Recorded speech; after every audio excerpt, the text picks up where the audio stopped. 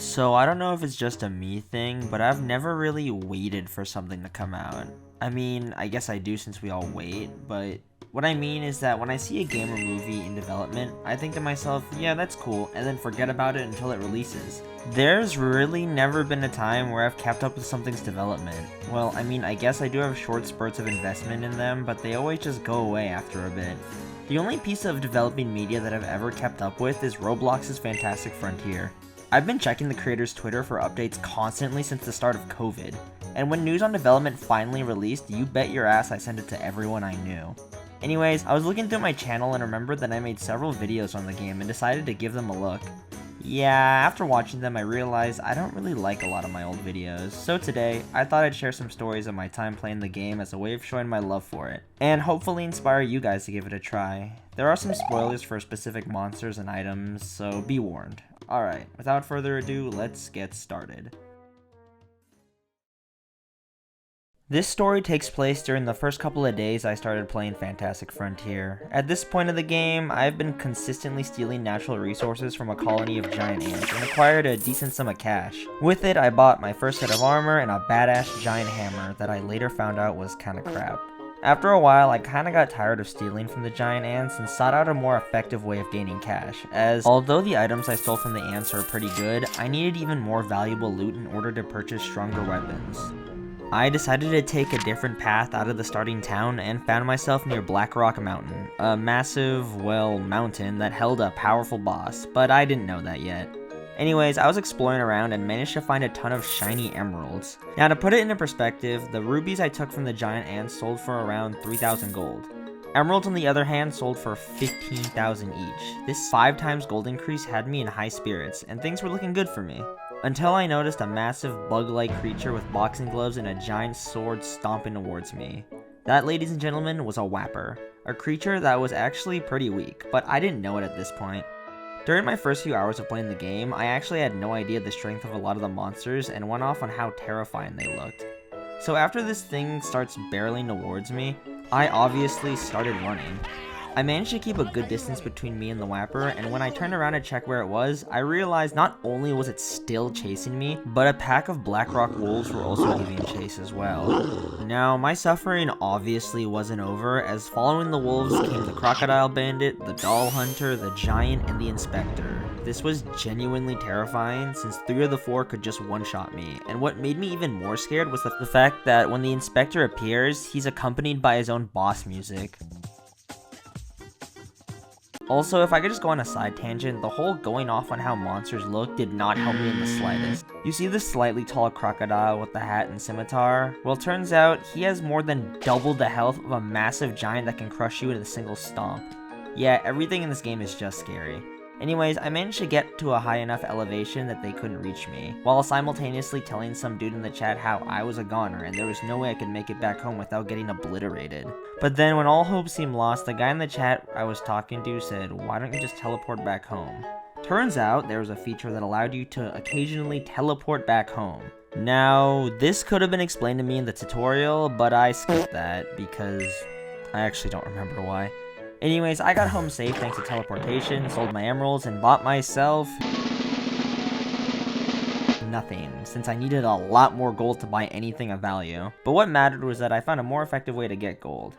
Those giant ants could rest easy knowing that I wouldn't return to their home and steal their valuables. Now, this story takes place about a year or 2 after the first one. At this point, I've gotten pretty good at the game, gaining all the health upgrades, a solid weapon, and decent armor. I even got myself some life-stealing magic. I was genuinely in love with this game, and with that love came me recommending it to everyone I knew. Through some begging, I managed to get my cousin, who really loves MMOs, into the game. After showing him the basics, he went off on his own and explored the world. After a few days, I asked him how he was liking the game. He said he was enjoying it and that he was trying to reach 5 million gold pieces for something really special.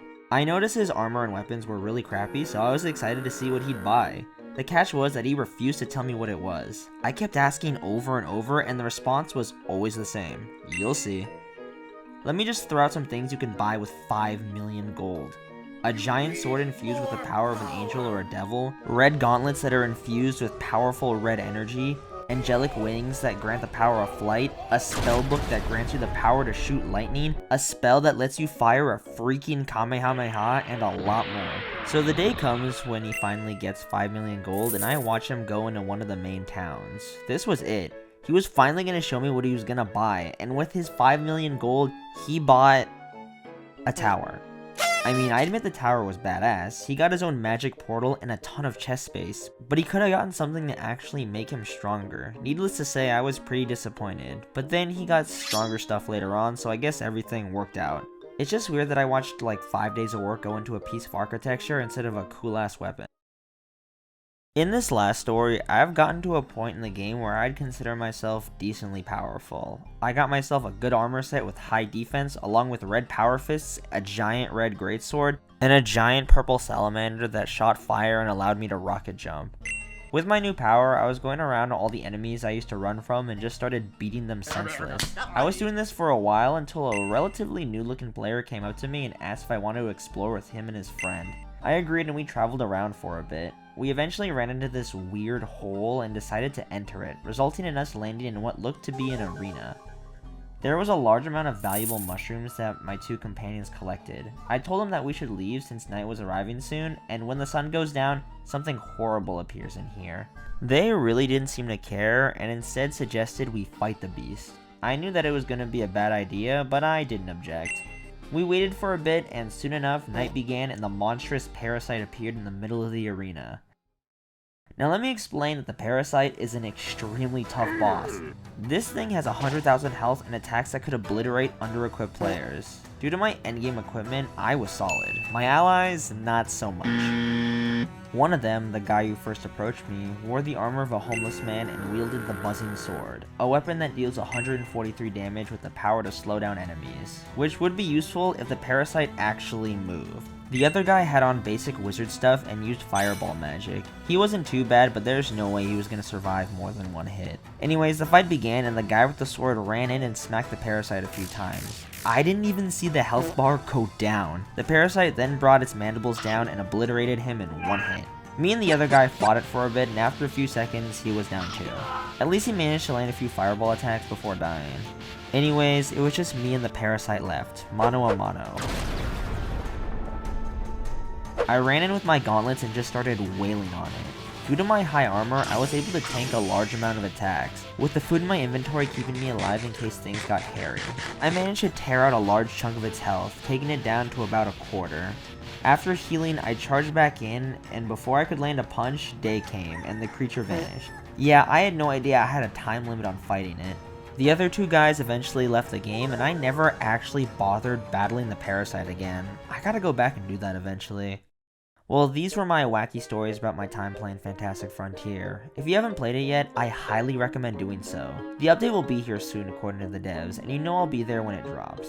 Anyways, I hope you all enjoyed this video, and I will see you all in the next.